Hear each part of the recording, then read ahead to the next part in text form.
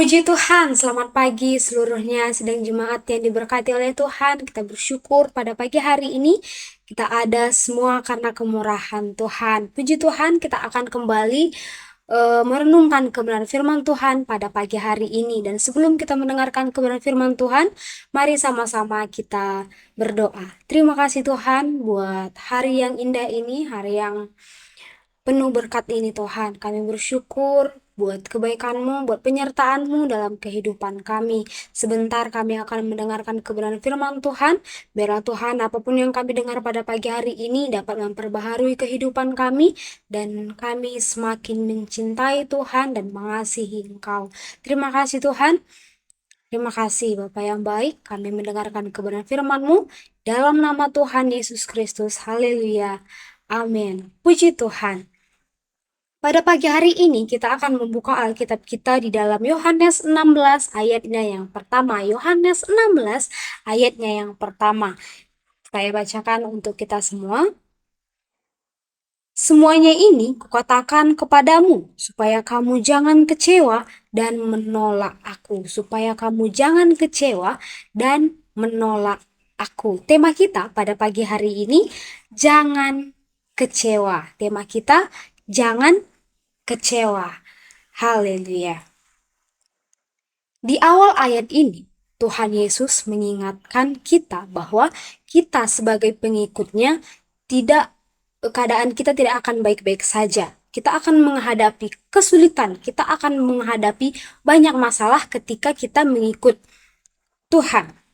Entah itu masalah keluarga kita, entah itu masalah pendidikan, entah itu masalah ekonomi, masalah dalam pekerjaan, begitu banyak masalah yang kita hadapi ketika kita mengikut Kristus. Dan saya juga pernah melihat di sosial media banyak sekali penganiayaan kepada orang-orang yang mengikut Kristus, kepada orang-orang yang mengasihi Kristus. Mereka kehilangan keluarganya, mereka harus dibully, mereka harus dicambuk. Banyak sekali hal-hal yang saya lihat di sosial media, penganiayaan yang dilakukan oleh orang-orang kepada orang yang mengasihi Kristus, orang-orang yang mengikuti Kristus. Puji Tuhan. Mari sama-sama kita lihat di Matius 6 ayat 24. Di situ mengatakan bahwa setiap orang yang mengikut aku, ia harus menyangkal dirinya, memikul salibnya, dan mengikut aku. Siapa yang mengasihi Tuhan, ia harus memikul salibnya. Haleluya. Ketika kita menghadapi masalah, apakah kita mau tetap percaya kepada Tuhan atau kita memilih untuk meninggalkan Tuhan? Karena kita memiliki masalah, udahlah, ikut Kristus juga kehidupannya nggak baik-baik aja. Saya menghadapi banyak masalah, keluarga saya hancur seperti itu. Apakah kita memilih untuk meninggalkan Kristus atau kita tetap memilih untuk percaya, Bapak Ibu Saudara? Puji Tuhan. Dan bagaimana caranya agar kita tetap teguh menghadapi setiap masalah yang kita hadapi? Bagaimana caranya agar kita tetap teguh dalam iman kita lewat masalah-masalah yang kita hadapi? Puji Tuhan. Kita bisa lihat di dalam Yohanes 16 ayat 1 sampai yang keempat. Yesus memperingatkan kita semua tentang masalah yang kita hadapi. Di sini Yesus mengatakan kepada murid-muridnya agar mereka tidak terkejut, tidak kecewa ketika mengalami penderitaan. Ketika mereka mengikut Kristus, mereka akan dianiaya dan mereka akan diusir dari rumah ibadat yang ada. Bahkan mereka akan dibunuh karena mengira melayani Allah. Mereka akan dibunuh ketika mereka memilih untuk mengikut Allah. Puji Tuhan. Demikian juga dalam kehidupan kita, Bapak Ibu Saudara. Mungkin saat ini kita mengalami hal-hal yang tidak mengenakan karena kita mengikut Kristus. Mungkin kita nggak mengalami hal yang dialami oleh murid-murid Tuhan Yesus ini tadi, tapi kita akan mengalami sakit penyakit, masalah keluarga, masalah ekonomi, masalah sakit penyakit kita, masalah pendidikan kita, akan banyak hal yang kita hadapi ketika kita mengikut Kristus. Dan bahkan kita akan kehilangan orang-orang yang kita sayang ketika kita memilih untuk mengikut Kristus, seperti yang dialami oleh murid-murid Tuhan Yesus ini tadi. Dan ada juga saya mendengar cerita bahwa mereka mendapatkan ejekan ketika mereka mengikut Kristus. Adalah yang bilang, ah untuk apa sih ke gereja, keluargamu aja hancur kok. Apa sih itu orang Kristen? Gitu. Doa aja kayak orang kerasukan. Dia di gereja bukannya tertib, malah loncat-loncat, malah tepuk tangan, berisik. Pokoknya banyak sekali hal-hal yang dialami ketika kita memilih mengikut Kristus. Dan Yesus di sini mengingatkan kita bahwa untuk tidak pernah goyah, tidak pernah goyah dan tetap percaya kepadanya. Kita harus tetap percaya meskipun apapun yang kita hadapi di dunia ini, kita harus memilih untuk tetap percaya dan taat dan selalu setia kepada Yesus Kristus. Puji Tuhan, kita bisa lihat di dalam Yohanes 16 ayatnya yang ke-33, saya bacakan. Di dalam dunia kamu menderita penganiayaan, tetapi kuatkanlah hatimu, aku telah mengalahkan dunia. Kuatkanlah hatimu, aku telah mengalahkan dunia. Puji Tuhan, ketika kita mengalami penderitaan, bukan berarti Tuhan Yesus lari meninggalkan kita. Tetapi apa? Tuhan selalu menyertai kita. Bahkan di titik terendah kita pun Tuhan selalu ada untuk kita semua. Haleluya. Seperti yang tertulis di dalam Mazmur 23 ayat 4, di sini Daud berkata bahwa meskipun ia berjalan dalam lembah kekelaman, ia tidak takut karena Tuhan menyertainya. Mungkin kita takut untuk bersaksi kepada orang-orang yang di sekitar kita, kepada keluarga kita. Karena mungkin kalau kita bersaksi, mereka akan ngatain kita.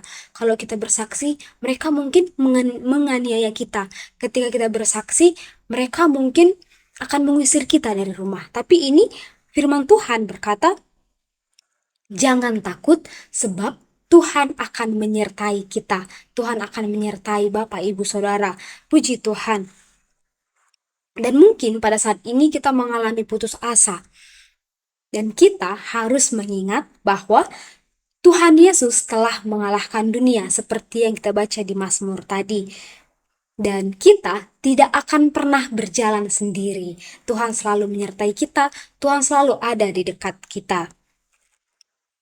Dan kita harus percaya, selalu percaya dan berpegang teguh kepada Kristus, kepada kebenaran firman Tuhan. Iman sejati bukan terlihat karena keadaan kita lagi baik-baik saja, tetapi ketika keadaan kita tidak baik dan kita memilih untuk selalu taat, untuk selalu setia, dan selalu percaya kepada Tuhan. Kita bisa lihat kisahnya Ayub. Ayub kita kenal, ia adalah orang yang sangat setia kepada Tuhan.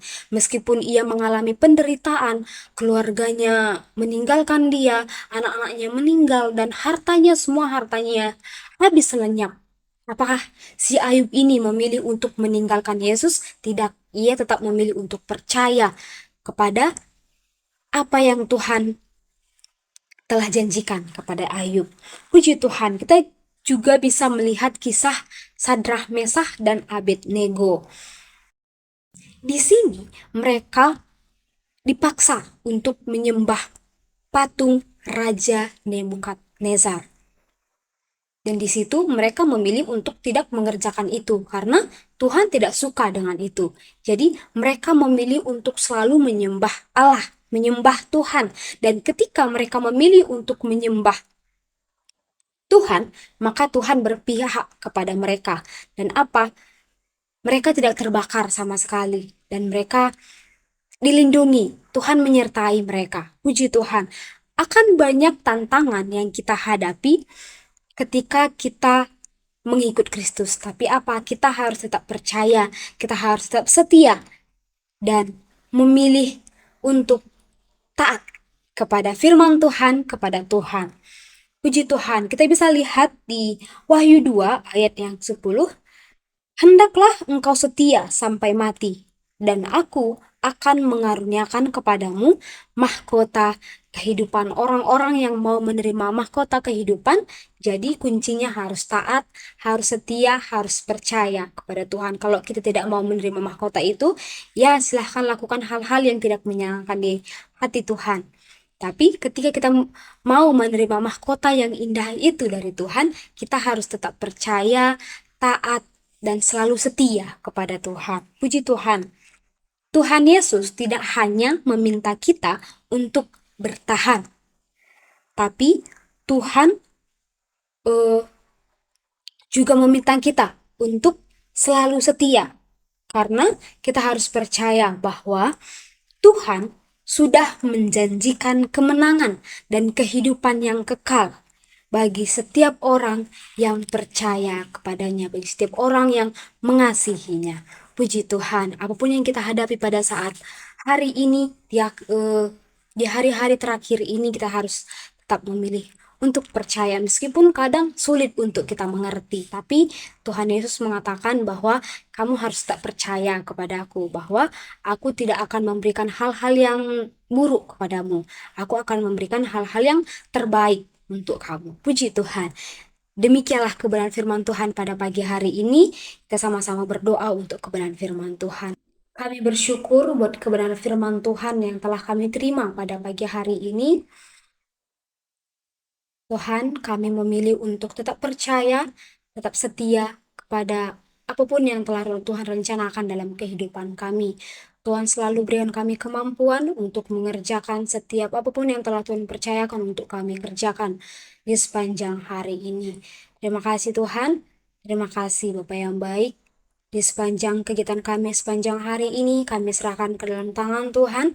Jaga lindungi kami Tuhan, jadikan kami menjadi berkat dimanapun kami berada Tuhan Yesus. Terima kasih Tuhan, kami bersyukur buat kebenaran firman Tuhan, buat kebaikan Tuhan dalam kehidupan kami. Kami mengawali pagi hari ini, dalam nama Tuhan Yesus Kristus kami berjalan bersama dengan Engkau. Haleluya, amin. Puji Tuhan, selamat pagi, Tuhan Yesus memberkati, selamat beraktivitas.